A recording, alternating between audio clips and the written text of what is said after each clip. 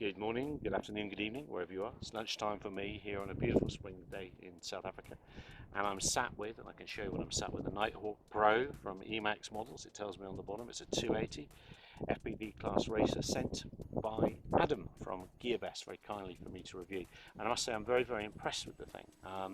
Impressed with the build, little things like, I don't know if this camera's going to pick this up, but there's braided protectors on the wires for the motors, and cable ties everywhere. It's just all neat and tidy, and that neat and tidy sort of sets it off, gives you a good impression.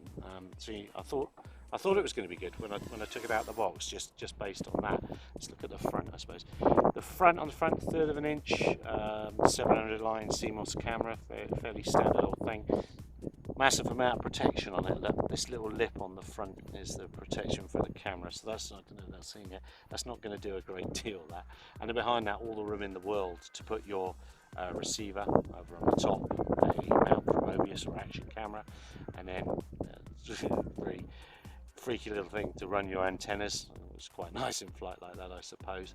3 boards sandwiched together. It's a mix of it's a carbon fibre fiberglass sandwich, so it's not completely carbon fibre.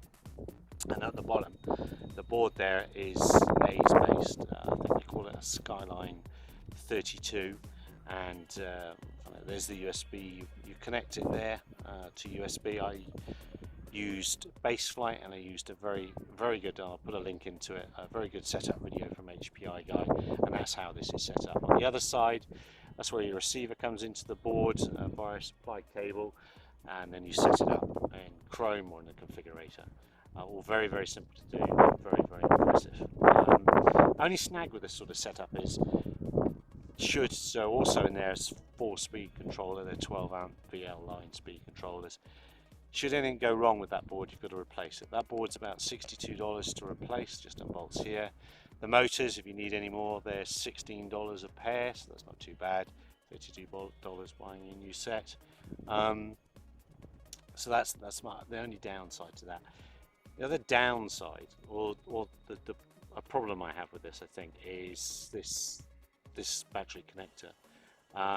Here it is coming through onto the other side of the board. It connects those solder points there, and I worry that repeated plugging in and pulling out of the battery is going to weaken those points there and perhaps cause an issue that you might not see.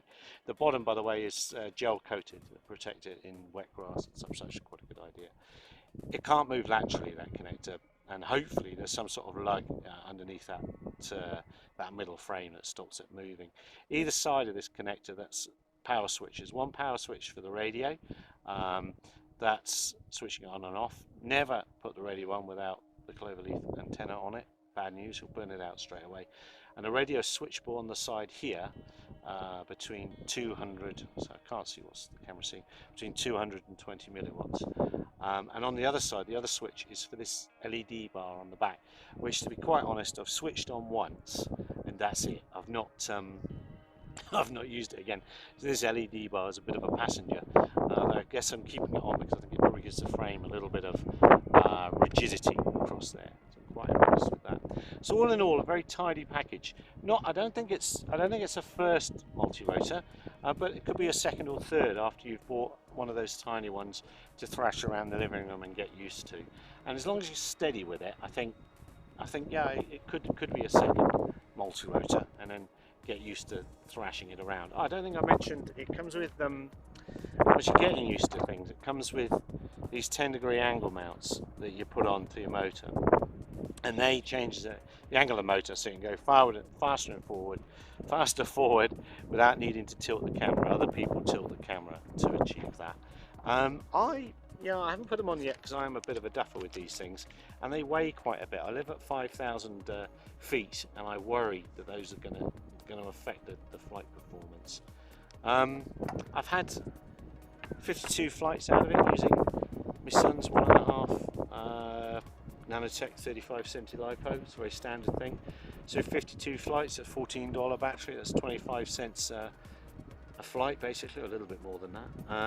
And the reason I'm saying this is I see too many people complaining that their multi-rotors have fallen out of the sky, and subsequent investigation tells us it's because their batteries have gone south. And really, guys, don't wreck $200 worth of Gucci machine for the $1 to $14 worth of battery. I've seen some people post 10-minute flight times using these. I'm not that brave. I only fly out to 5 minutes, come home in time for tea and medals, and that's all part of preserving your battery. If you don't cane them, they're going to last longer.